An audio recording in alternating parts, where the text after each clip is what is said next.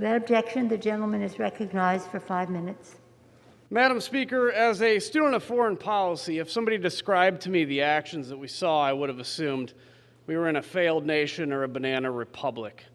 Storming past police, some carrying the flag of the Confederacy, a mob breached this House.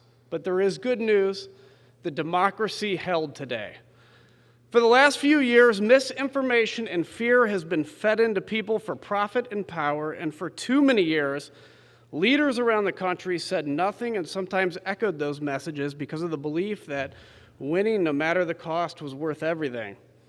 Today, we saw the result of ignoring these warning signs. People look to Washington to give hope. Instead, we simply amplify fears. People look to us for expertise on what we can't, on what can and can't be possible. Sometimes it's easier to say what makes people feel good instead of the hard facts. Today, some members of Congress argue that we can unilaterally pick the next president, that our glorious wisdom, armed with Twitter, we know better than the American people. Some have shown that if conspiracies are repeated enough, they become facts and they aren't disputed. Even here in this chamber, after the events today, some speeches have been shockingly tone deaf. I've seen people applaud cheap political lines that are embarrassing.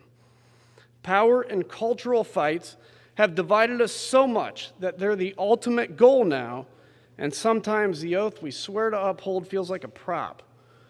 People have been lied to by too many for too long. So here's the truth: Joe Biden won this election. The effort will fail, and everybody knows it. For some out there, this isn't about making a statement for the betterment of our country. It's about avoiding the pain of leveling with the people and telling them the truth. The emperor has no clothes.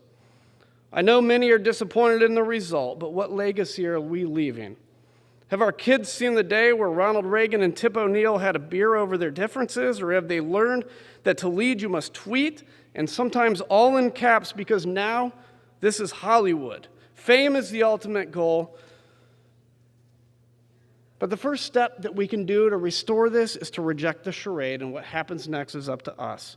We get threatened with primaries, we worry about the political implications, but our names will long be forgotten. The legacy of now will exist. The bottom line, if we ask men and women to be willing to give their lives for this nation, and we talk about their service with tears in our eyes, shouldn't we be willing to give up our jobs to uphold that Constitution? And with that, I yield my remaining time to Representative Herrera Butler from Washington.